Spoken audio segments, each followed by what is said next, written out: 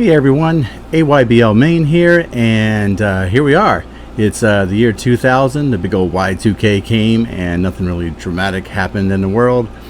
And I'm at year number 32 of the top 5 albums for every year that I've been alive. Things are going to get a little bit more interesting now because musical tastes are changing, and some genres are coming back into the fold a little bit. Some are kind of fading out. So there's some new stuff and there's some old stuff and a little bit of mixture. One of the albums I have in my top 5 for sure is Eminem's Marshall Mathers LP. I was exposed to this for the first time. I was home visiting my mom, rented a car in the airport, and I was listening to a local radio station, and this was like the top 9 at 9 or something, and they were playing this song, had won that night, and I was like, wow. First time I ever even heard of Eminem at all, and I was just taken back by Real Slim Shady. So that and Stan is a good song on there, as well as Criminal. So check it out. Good stuff comes from the Mathers guy. Also, my top 5 was Pearl Jam's Binaural. I really liked this one. They were heading in a really great direction with their last 2 albums, and this one particularly. I liked Grievance on there. Also, Light Years and Nothing Is As It Seems. Really good. Eddie Vedder's voice is just really starting to come through on these tracks, and the songwriting is getting a little bit more structured and tight, and I really enjoy that about their last few albums. So that made my top 5 for sure. Also in my top 5 is the White Stripes to Stilj. If you listen to these guys, you would think for a moment when you're hearing them that maybe Rick Rubin got a hold of an alternative band and decided to strip them back like he usually does. Not the case here. It's just their sound.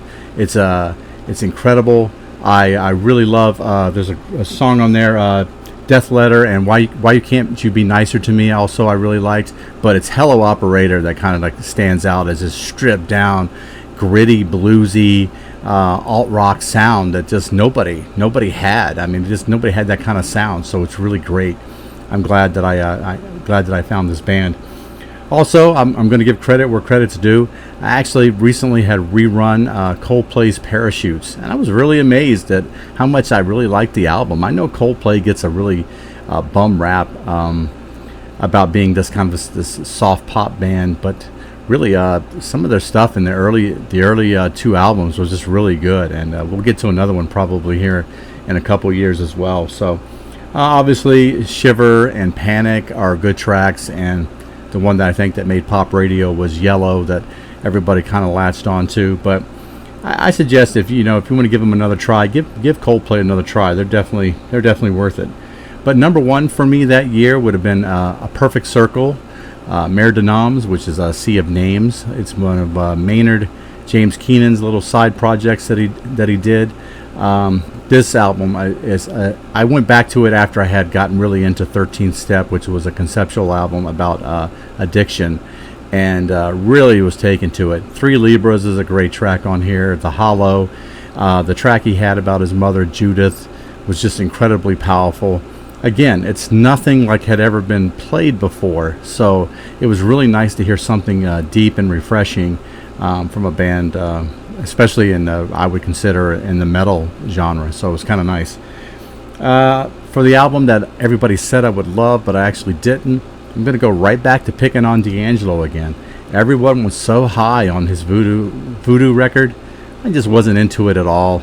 For some reason, his neo-soul style just doesn't do it for me. I don't think he's brought anything new to the table before, and I think the people who have brought something after into soul, after this album, brought so much more to it than he did. And maybe I'm missing something here, and I would love for someone to chime in and say, hey, Brian, this is what you're missing with D'Angelo.